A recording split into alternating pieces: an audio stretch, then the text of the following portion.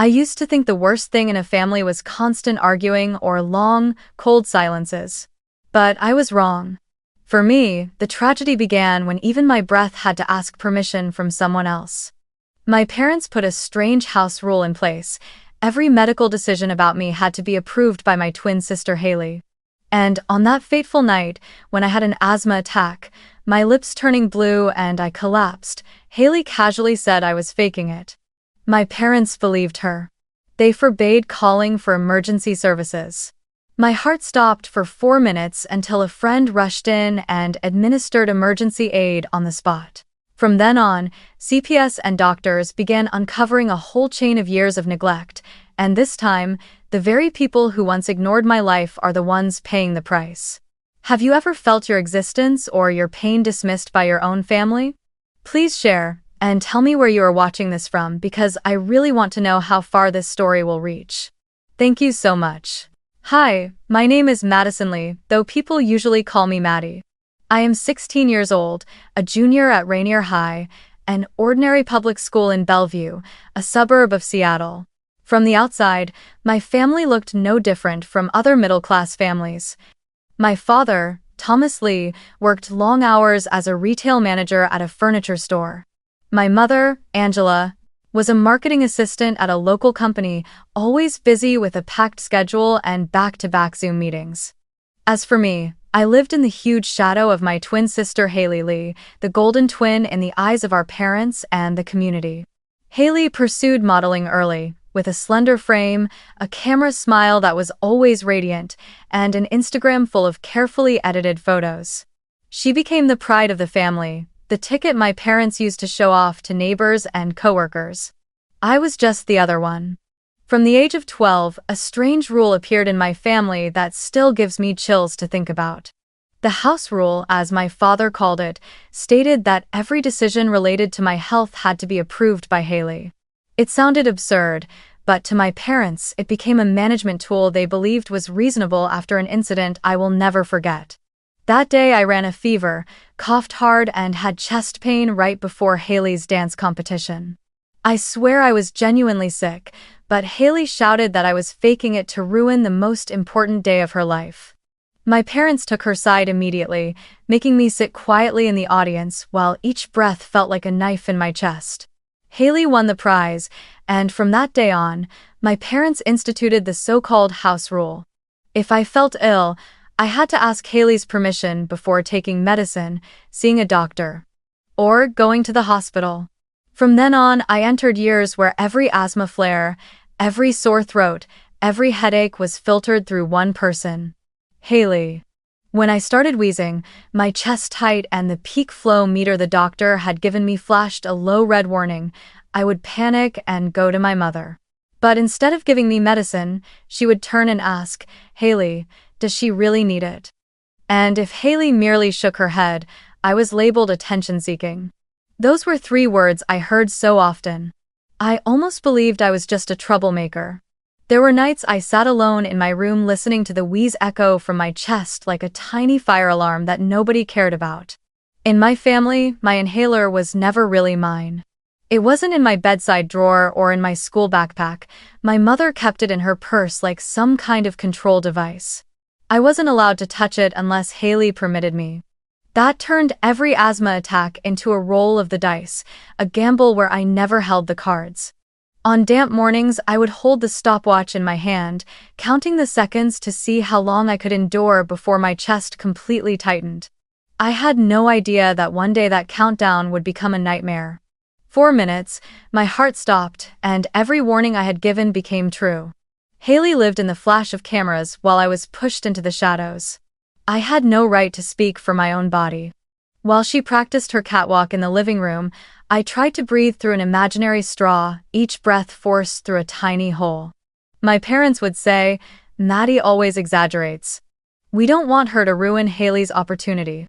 Little by little, every clear medical sign, high fevers, wheezing, blue lips, was dismissed as a stunt. In their eyes, I wasn't a patient who needed help. I was just the annoying twin standing in the way of the golden twin. If anyone out there asks me, "Why didn't you fight back? Why didn't you hide your medicine for yourself?" I want to know the answer too. Part of it was that I was too small, too afraid of being branded a liar. Part of it was that as a teenager, when your own parents take your sister's side, you learn to stay silent, to endure so you don't spark more anger. But silence can kill you. I understood that on the night the stopwatch in my hand stopped at 4 minutes. Haley's Sweet 16 was held at a fancy rooftop studio overlooking South Lake Union. It was still cold in March, the lake breeze carrying moisture, but inside the glass room with neon lights and EDM beats it felt like another world. Glittering dresses, fog machines running constantly, a 3-tiered cake centered in the room, and a gold-lettered photo backdrop that read Haley's Sweet 16. I stood in a corner in the pale blue dress my mother had hurriedly picked up at a discount store. Nobody cared what I was wearing. Tonight was only about Haley. I had learned to keep quiet at events like this. But the moment the lighting crew ramped up the fog and the indoor sparklers flared beside the cake, my chest tightened. At first there was a small whistle, like wind leaking through a straw, then my breaths grew labored. I knew what was coming. Asthma waits for no one, and artificial smoke is enemy number one. My hand went into my coat pocket for my inhaler, but it wasn't there. I remembered. My mother had put it in her purse when she got out of the car. I pushed through the crowd to find her. "Mom, I need my inhaler," I whispered, my voice strangled. My mother glanced at me once, then turned to Haley, who was beaming in front of the camera of a scout from a Seattle agency. "Haley, does your sister really need it?" Haley didn't even bother to look back, just adjusted her hair and replied curtly, "She's fine." My mother snapped her purse shut, her voice hard. "Haley says you're fine, Maddie. Don't ruin the party." My father echoed the familiar refrain. "House rule, Maddie, you know that."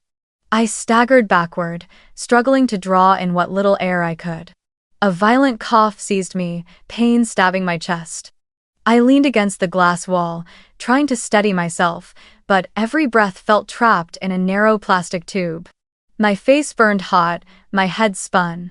Guests kept taking photos, the music kept pounding. No one noticed me until a strange sound cut through. I started coughing up blood. Dark red drops splattered across my trembling hand, and I wanted to scream, but my throat locked tight. Veronica Ramirez, my classmate, happened to turn around at that moment. She was studying pre-med and had once proudly told me she was CPR certified. Her eyes widened. "Oh my God, Maddie, you're not okay." She rushed to me, grabbed my wrist to check my pulse, her face draining of color. Pulse racing. Respiratory failure. She pulled out her phone, but my father blocked her instantly. "No calling 911 without Haley's approval." His voice was a growl, as if Veronica had just broken an unshakable law. Rowan Parker, my childhood friend who was taking photos at the party, dropped his camera and pushed through to my side. "Her lips are turning blue," Rowan shouted. But Haley immediately stepped between us, blocking my parents' view. "She's faking." "It's nothing serious," Haley snapped. She shot me a look of pure fire, as if I were the one ruining the most important night of her life. The room erupted into chaos. Some guests stepped back and whispered. A lighting technician nearby accidentally captured footage of me coughing up blood, Veronica's panicked voice echoing in the background. I felt my vision blur and my head spin. My nails had gone blue, my chest felt crushed under a heavy stone. I reached for my mother, but she stepped away, her eyes fixed on the lights and the cameras aimed at Haley. Then everything went black. I stopped breathing. There was no wheeze, no rasp, only absolute silence. I collapsed to the floor, my head striking the cold tile. In that moment, the whole world disappeared. Veronica screamed, her voice piercing. "She's not breathing." She dropped to her knees and laced her hands over my chest, starting chest compressions. 1, 2, 3, 4. Her rapid counting mixed with ragged breaths. Rowan knelt beside her, doing his best to clear space for Veronica to work. "Someone get her inhaler," Rowan yelled, but no one in my family moved. Instead of calling for help, my father barked at Veronica. "Stop, Haley said she's faking it." Veronica shouted back, unable to contain herself. Are you insane? She's dying right in front of us. Then she kept pressing on my chest, refusing to let go even as my father tried to rip the phone from her hand. Around us the guests were in chaos, some backing all the way to the door, others arguing and shouting. In all that noise and panic, the only steady thing was Veronica's hands pressing rhythmically on my chest, fighting to pull me back. I heard nothing anymore. My world had gone dark. I woke up in a world that felt completely foreign. The first thing I registered wasn't the face of anyone familiar, but the steady beeping of the monitor by my bed. The sound was strange and terrifying, a reminder that my heart had once stopped. Harsh fluorescent lights glared down from the hospital ceiling, the sharp smell of antiseptic filled the air. And a web of tubes and wires connected my body to machines, an oxygen line in my nose, a pulse oximeter clipped to my finger, an IV running into my left wrist. I couldn't move right away, each breath still felt like fire, but at least I knew I was alive. A doctor in a white coat entered, his eyes stern but patient. He introduced himself as Dr. David Chen, the ICU physician on duty that night. He sat down, his voice deep and steady. Madison, your heart stopped for 4 minutes before we were able to bring you back. The emergency team had to perform continuous CPR along with adrenaline injections. You are extremely lucky because at your age, 4 minutes without oxygen can cause permanent brain damage. His words made my whole body go cold. He went on to explain that I would need a series of neurological tests from eye reflexes and motor functions to simple memory exercises like counting backward from 10 or recalling my date of birth. As soon as I tried to lift my right hand, a nurse quickly noted on the chart, 3:17 a.m. Patient regained consciousness, heart rate 88, SPO 294%. I could hear the scratch of her pen on paper, each number a piece of evidence documenting the moment my life was pulled back. The nurse, her name was Amanda, asked me basic questions. Do you remember what day it is? Do you feel any numbness in your fingertips or toes? I answered with difficulty, my voice hoarse and broken, but to them it was a hopeful sign. I was in the ICU at the University of Washington Medical Center, where the procedures for reporting suspected homicide or abuse cases are extremely strict. When Dr. Chen heard the initial account from the witnesses Veronica and Rowan, he immediately filled out the mandatory reporting protocol form. This is Washington state law. Any healthcare professional who suspects severe medical neglect of a minor is required to report it to CPS, Child Protective Services. There is no room for hesitation. In my file, under the column, Incident Timestamp, they wrote 2340. 2. Patient stopped breathing, CPR initiated, 2340. 6. EMS arrived on scene, 2349. ROSC, return of spontaneous circulation. These timestamps became undeniable proof that my heart had truly stopped for 4 minutes. The next morning, when Seattle's gray sunlight filtered through the hospital window, my parents finally walked into the ICU. My mother's makeup was smudged as if she had been crying, and my father was silent, his face heavy. But the first words out of their mouths were not, "Are you okay?" Instead, they said, "You ruined your sister's night." Haley lost her contract with the Scout because of this scene. I wanted to scream, to ask them how much my life was worth compared to a hollow modeling promise, but my throat locked tight. The only sound was the steady beeping of the monitor answering in my place. Amanda stood nearby, her eyes filled with disbelief at what she had just heard. Quietly, she wrote another line in the file. Parents expressed anger over disruption of siblings' event, no expression of concern for patient's condition. For the first time in my life, I realized the truth was no longer trapped inside my memory, it had been witnessed and recorded by someone else. When my parents continued to repeat, "You always exaggerate, you just want attention," Dr. Chen walked in and cut them off immediately. "You both need to understand. This was not an act." Madison stopped breathing, her heart stopped. We had to save her life. This will be reported to CPS as required. His voice was firm, leaving a heavy silence hanging in the room. My mother's face drained of color, my father gripped the chair arm tightly, but neither of them dared to argue. After my parents left, Amanda came back to my bedside, her voice soft. "Madison, the doctor and I need to know more about your medical history. Have you ever been denied treatment before?" I stared up at the ceiling, tears sliding down my cheeks, then nodded. I told her, piece by piece, the memories I had tried so hard to bury, the time I had strep throat but had to wait 2 weeks because Haley said I was faking. The time I broke a finger in a bike accident but was forced to sit and wait until my sister returned from a sleepover before being taken for an x-ray. The time I had a fever over 103 degrees right in the middle of Haley's middle school graduation but was told to endure it because no one was allowed to steal the spotlight. Amanda recorded everything, every detail, into the official report. I knew that with each line she wrote, I was laying another brick in the wall of truth against my parents. On the very first night after I regained consciousness, Veronica sat in the hospital hallway, writing by hand in a small notebook all the vital signs she had managed to measure right before the ambulance arrived. My heart rate had spiked past 160, my oxygen level had dropped into the danger zone, my lips had turned blue, my pulse was rapid and weak. She used her pre-med training to document it all clearly, minute by minute, second by second. Then she handed the record to Dr. Chen while keeping a copy to forward to CPS.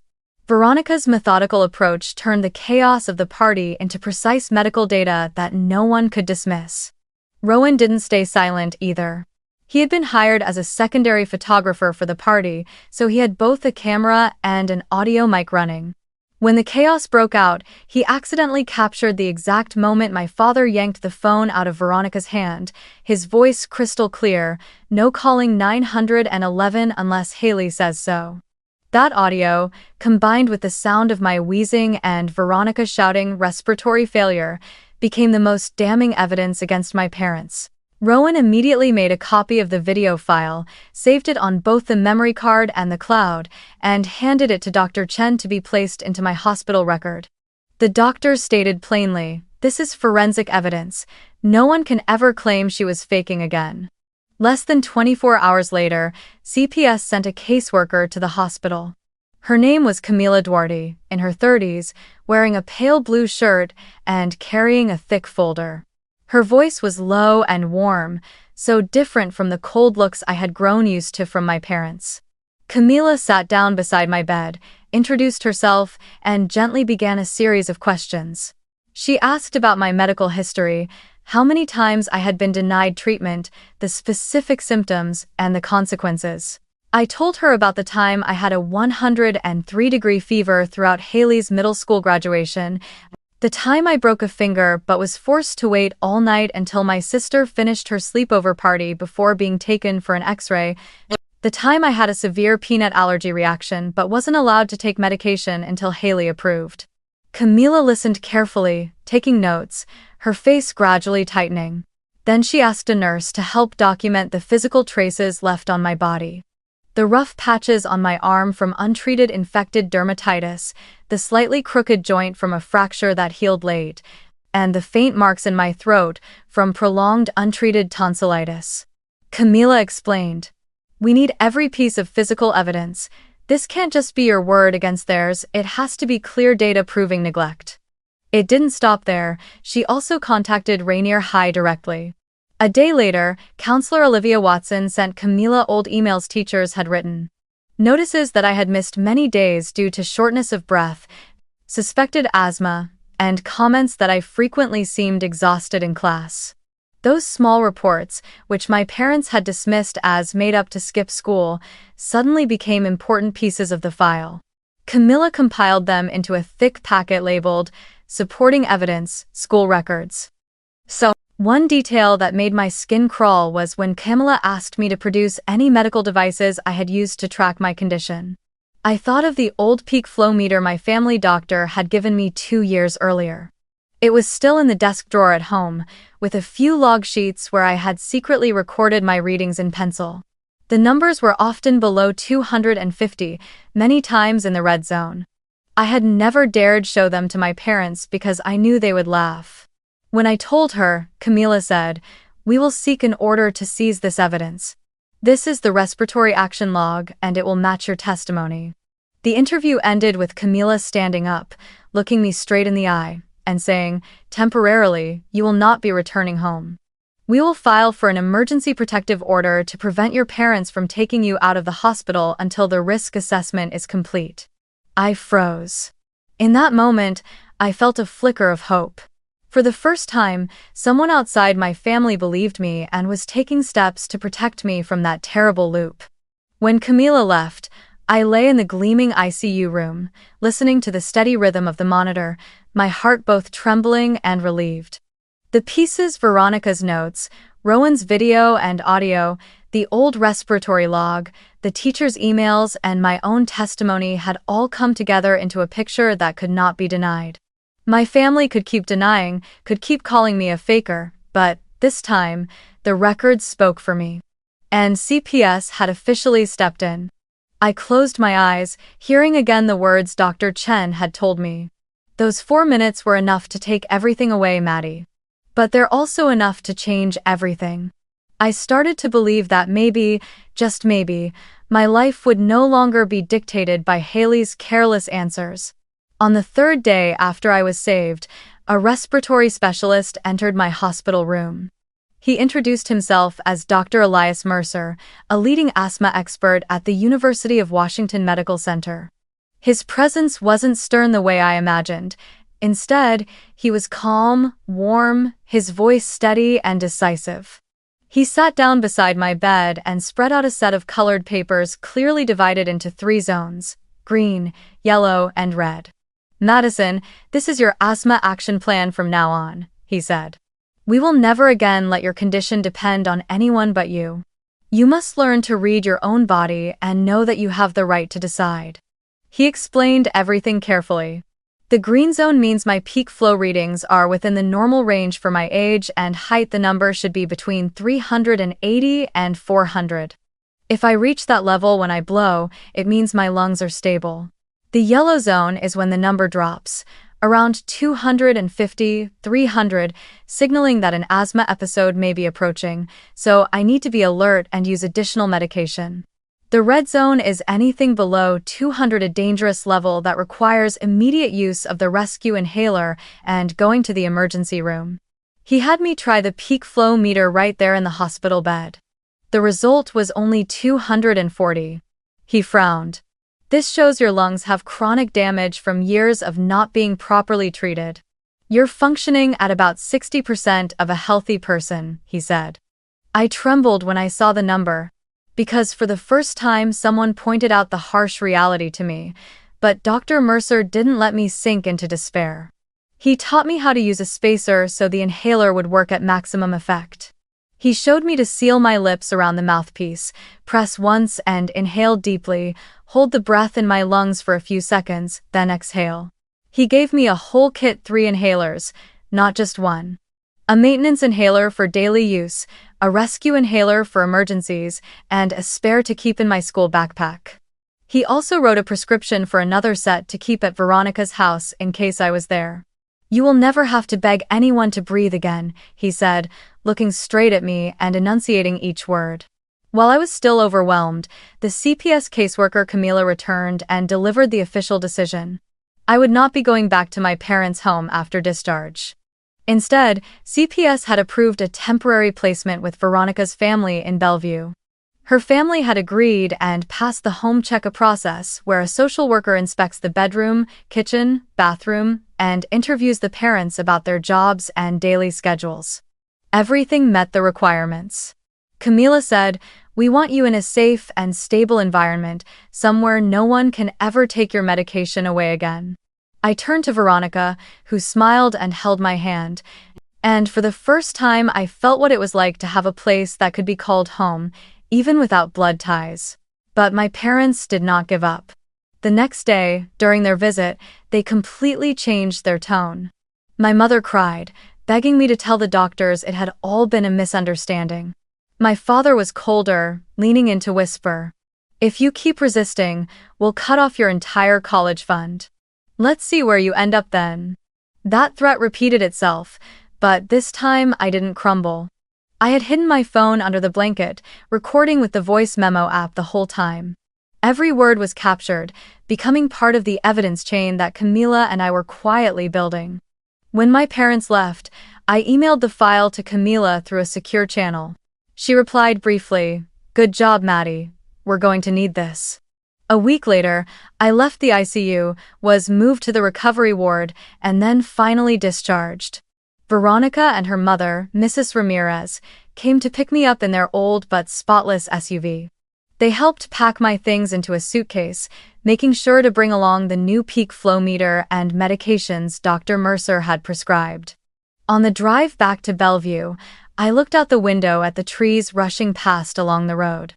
For the first time in years, I didn't feel the pressure of having to look at Haley for permission just to breathe. That first night at Veronica's house, Mrs. Ramirez prepared a small room for me with ocean blue sheets and a study desk where she placed a clear plastic box containing all of my medications. She pointed at it and said gently, "This is yours. Only yours. No one will take it away, no one will hide it." I broke down crying, not from pain, but because for the first time I had ownership over my own breath. The day I returned to Rainier High, the atmosphere felt completely different. I still remember that morning clearly, the hallways filled with the echo of sneakers slapping against polished tile floors, laughter mixing with the clang of locker doors. But this time, instead of walking in with the familiar silence surrounding me, I carried an official plan in my hand, an accommodation plan. Similar to a 504 program for students with special health conditions, the person who drafted it was Mrs. Olivia Watson, the school counselor, a woman with curly hair and glasses who always spoke to me with eyes free of judgment. In a private meeting that lasted over an hour, Olivia sat beside me, spreading the papers across the desk and using a yellow highlighter to mark the key clauses. According to this plan, I had the right to carry my inhaler at all times, everywhere, even in class or during exams. I could leave the classroom at any moment if I felt short of breath, without needing permission. I was also granted the option to submit assignments late or receive extended test time if asthma interfered with my learning. "This is not special treatment," Olivia emphasized. "It's a medical right recognized under federal law." I nodded, fighting back tears. That very day, a faculty memo was sent to every teacher and health staff member at the school. In the email, Olivia wrote clearly, "Student, Madison Lee. Condition, asthma with history of severe neglect. Protocol, never restrict access to medication. Never question her symptoms. Respect immediate exit from class if necessary." I read and reread every word, feeling as though I finally had a shield protecting me in an environment that had always suffocated me, not just literally, but emotionally too. Yet, alongside the official support from the school, my personal conflict with Haley began to escalate publicly. On Monday afternoon, while I was gathering books at my locker, Haley suddenly appeared behind me and slammed the locker door shut right next to my face. She leaned in close, her cold hand clamping around my wrist like a vice, her sharp nails pressed deep, leaving burning red marks. "Are you trying to turn me into a monster in front of the whole school?" Haley hissed, her eyes flashing with a mix of panic and hatred. I tried to pull my hand free, but couldn't. The entire hallway froze. Students nearby began whispering, and phones were immediately pulled out to record. I stayed silent, only glancing toward the nurse's office nearby. A teacher stepped in just in time, pulling Haley away. I was taken straight to the nurse's office. Nurse Callahan didn't say much. She simply took the school camera, photographed the nail marks embedded in my skin, then filled out an incident report. "This goes straight to the file," she said firmly. I knew the wounds would fade in a few days, but that photo would remain forever. The trouble didn't stop in the hallway.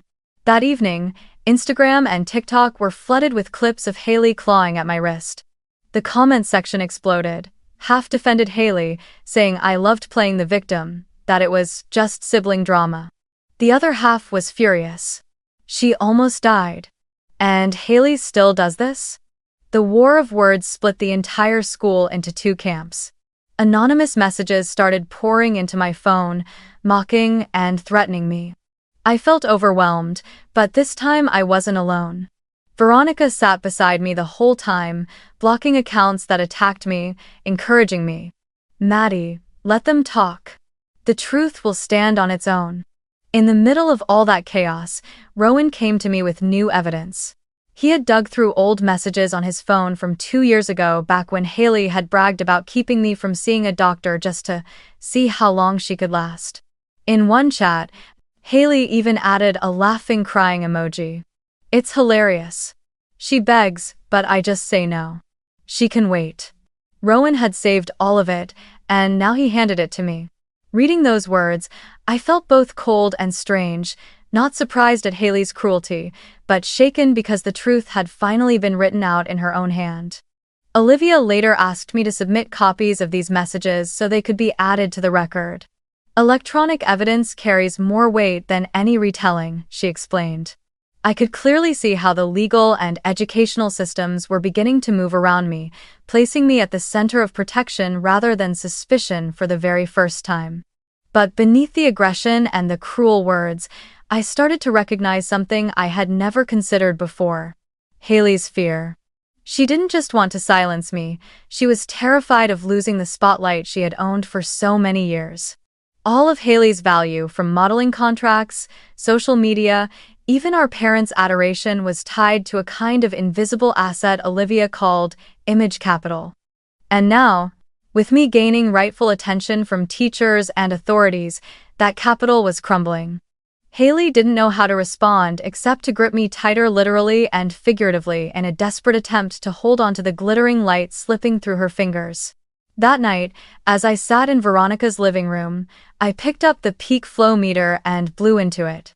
The numbers still fell in the yellow range, but unlike all the years before, this time I could inhale without fear of someone stopping me.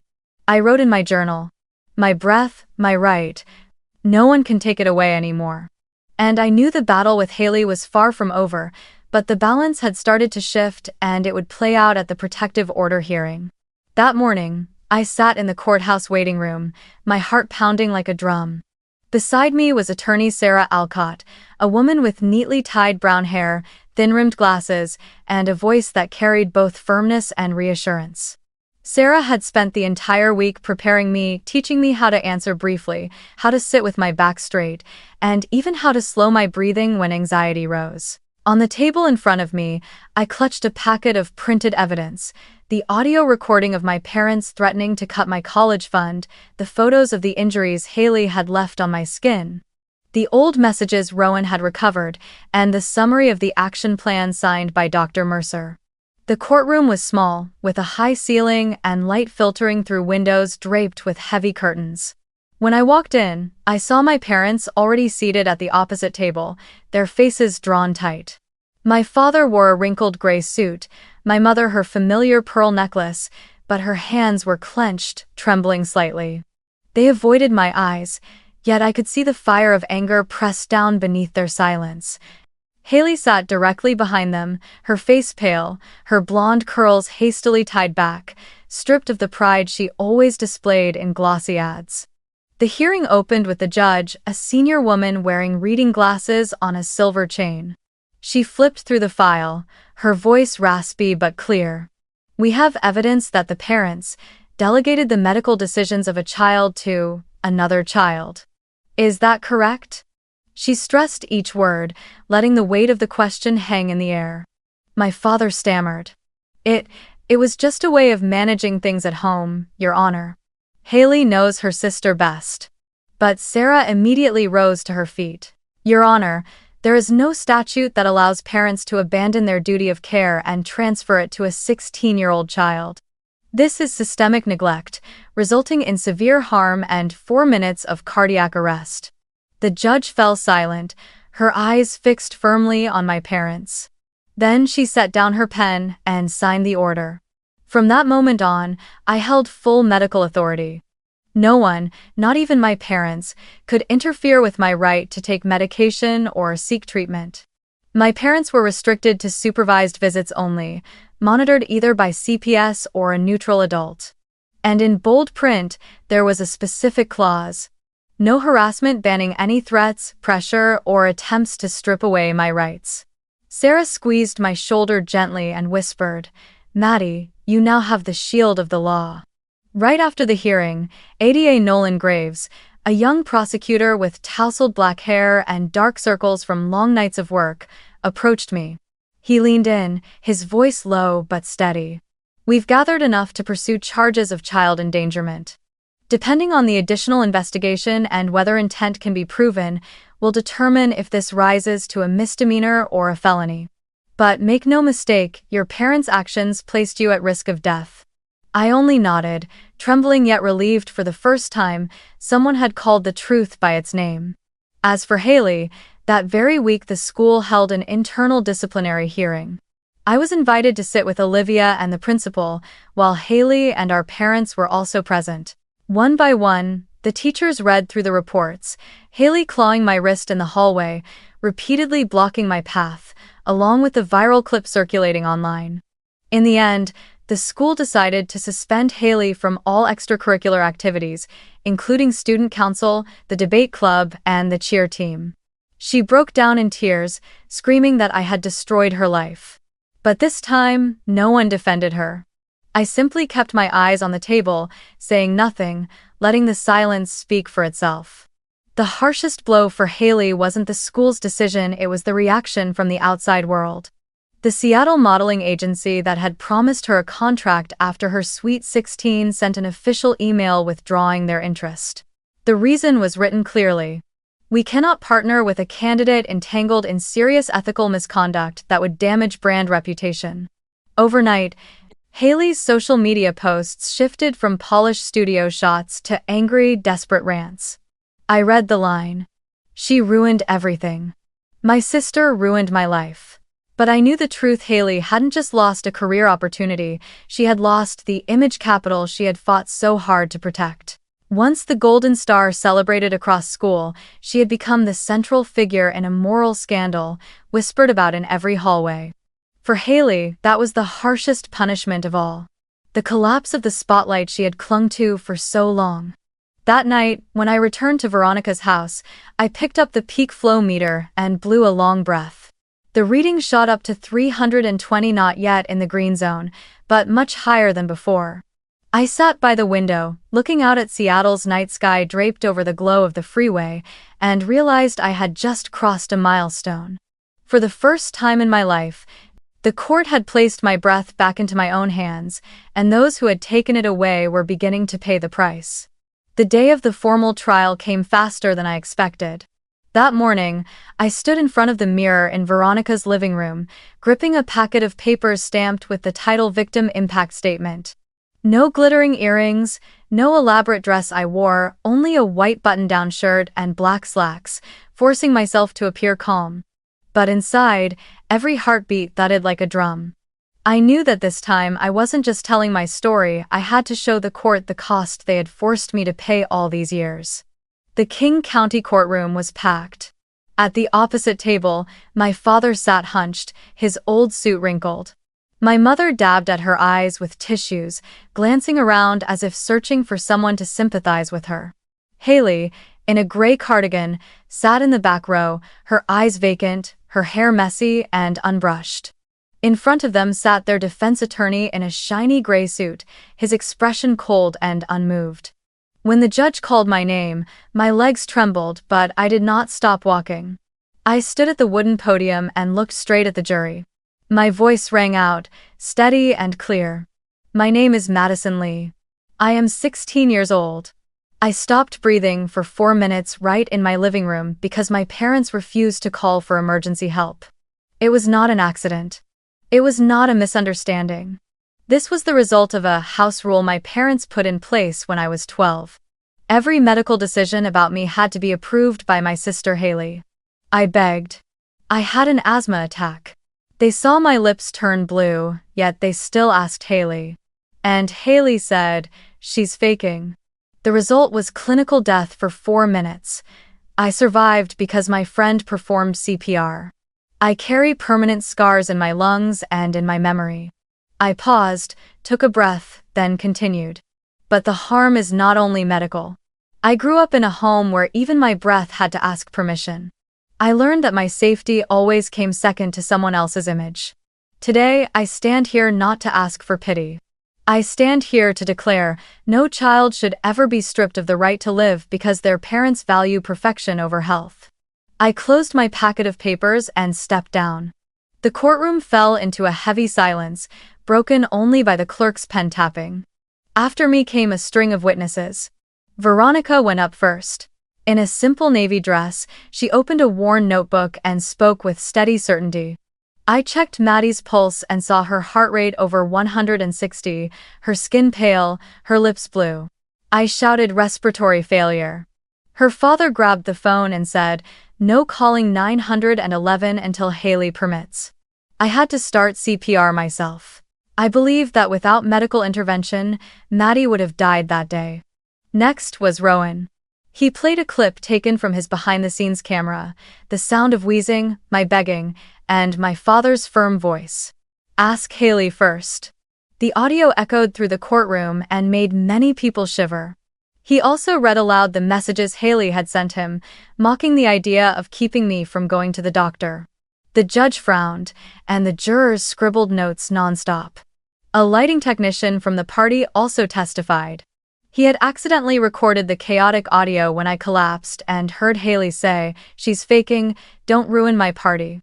His voice trembled as he spoke, but the truth rang out unmistakably. Then Nurse Amanda, who had entered notes directly into the electronic health record, took the stand. She read aloud, verbatim. "Patient reports medical decisions require sibling approval. Noted as forensic entry." Those lines, stamped with time codes by the system, became a final blade against my parents' wall of denial. Finally, Dr. Elias Mercer was called as an expert witness. He projected an X-ray of my lungs onto the large screen, white scarring that proved my illness had been neglected. He explained in medical terms clear enough for everyone to understand. Asthma that is not properly treated leaves permanent damage. In Madison's case, repeated delays in treatment placed her at risk of death multiple times. In the most recent episode, her heart stopped for 4 minutes, and her brain could have suffered irreversible injury. This was not random. This was a pattern of neglect. He concluded firmly. As a physician, I must state without fundamental change, the next time could be actual death. After many days of arguments, prosecution and defense reached a deal.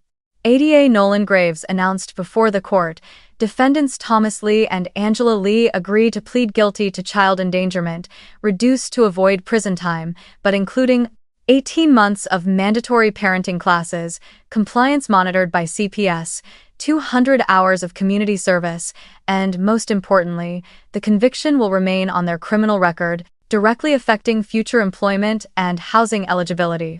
The judge struck her gavel, her gaze stern. The court approves. However, I am extending the protective order. From this point forward, Haley Lee as well as the parents will permanently have no authority whatsoever over Madison's medical decisions. Any violation will be considered contempt of court and may result in jail time. In that moment, I didn't feel triumph, nor did I cry. I simply felt a quiet calm spread through me like the first time I blew into the peak flow meter and saw the needle rise into the green zone. My parents lowered their heads. Haley sobbed that her career was ruined.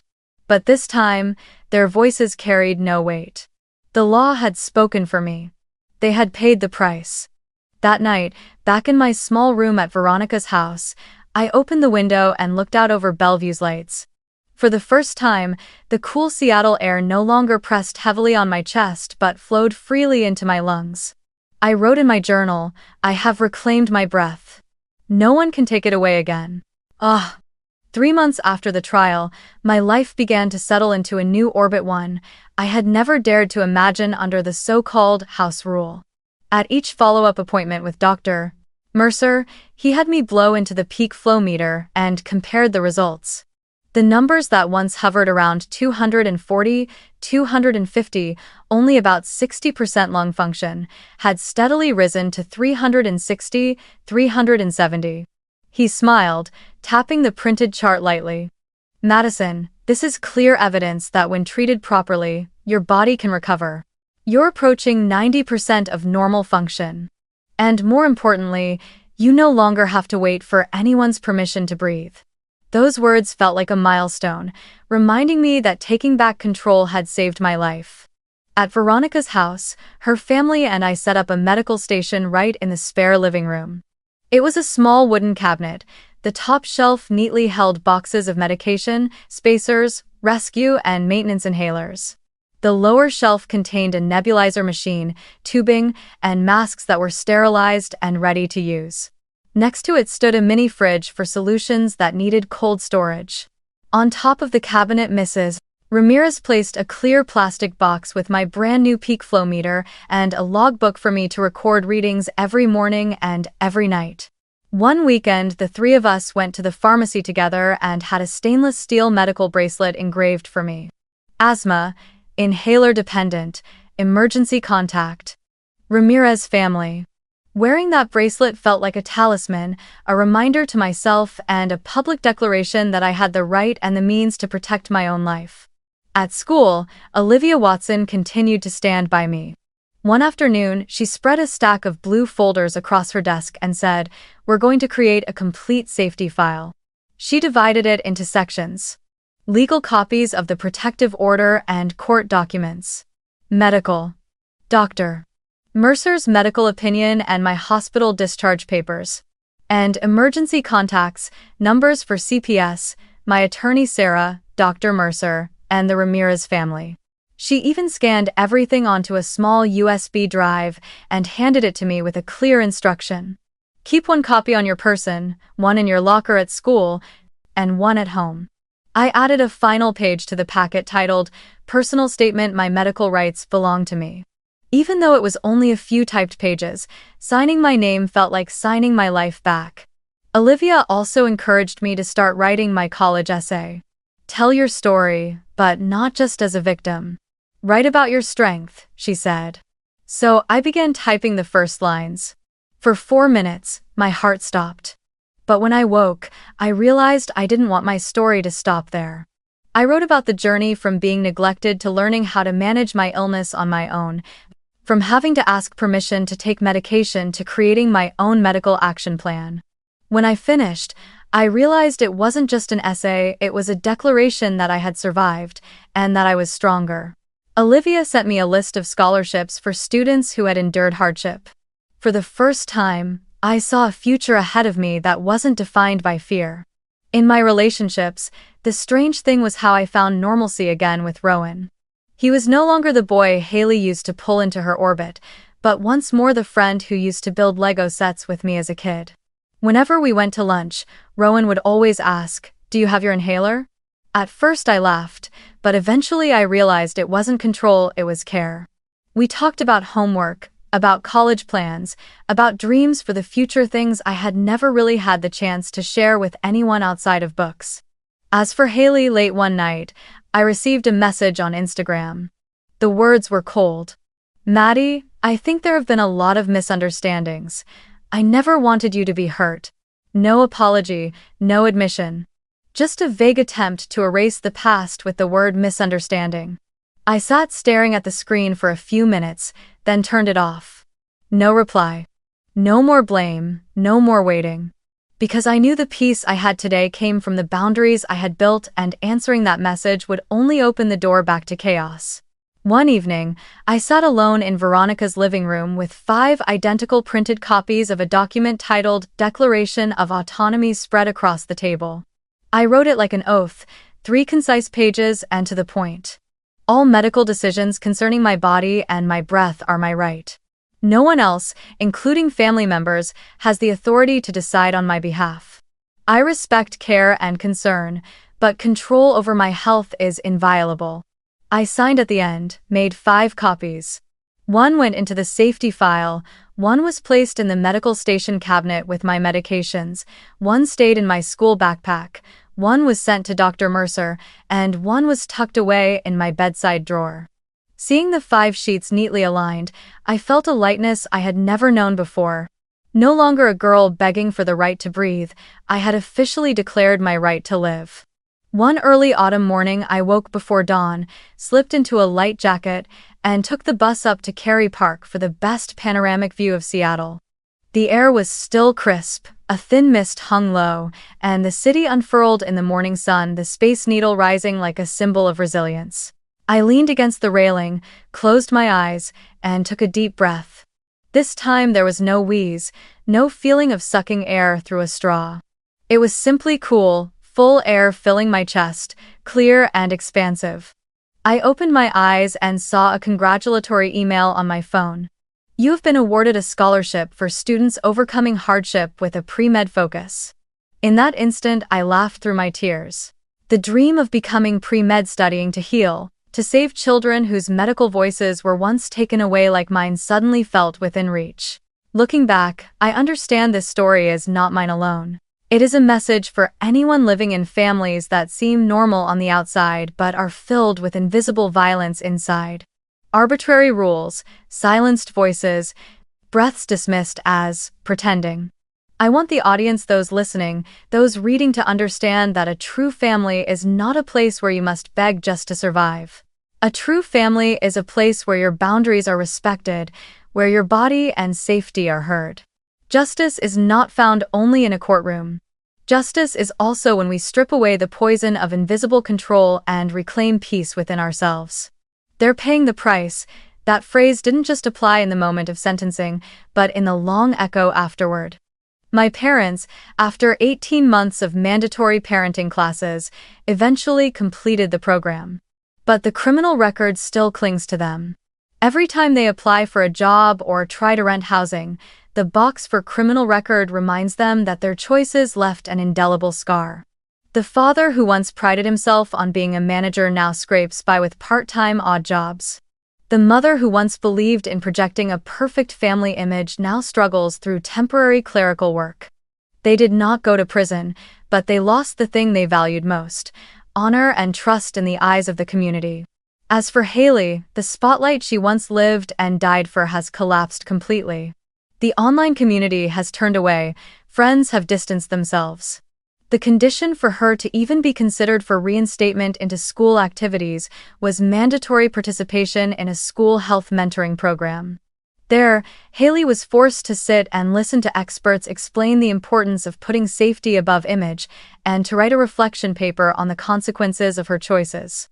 For someone who lived for the camera's flash, that was a punishment more bitter than any public criticism. I, on the other hand, stepped into a new chapter. I had a safe home with the Ramirez family, a loyal friend in Veronica, a steady presence in Rowan, and more importantly, I had myself. I no longer defined who I was through my parents' indifference or Haley's contempt. I defined myself through every free breath, every step closer to my dream. The day I left Cary Park, I glanced back at the city one more time, the final words of my Declaration of Autonomy echoing in my mind.